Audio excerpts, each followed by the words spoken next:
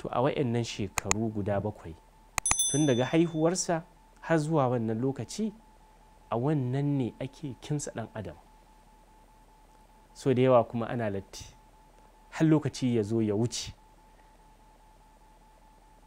ba a iya shirya yaro akan waɗannan ɗabi'u ma'adinai masu ainihin daraja ba.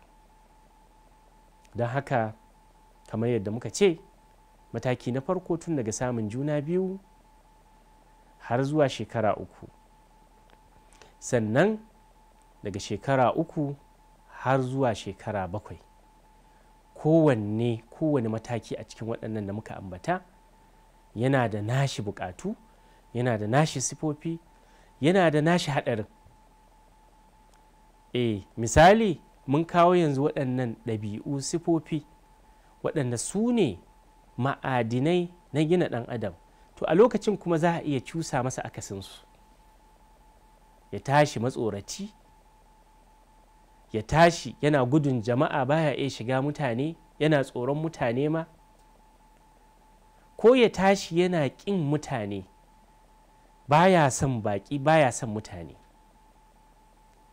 ko ya tashi ya zama marowaci maimakon ya zamanto mai kyauta, mai bayarwa. Kaga mutum ya girma, ya kai duk inda ya kamata a kai, amma matsoraci ne, ba jarumi ba, yana ma tsoron mutane.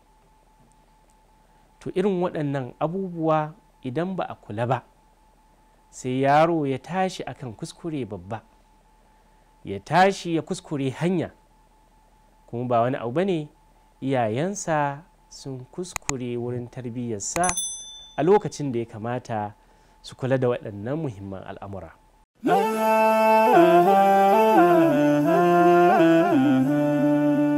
Haske mai leƙa gidan kowa Afirka TV. TV3 tafarkin rayuwa.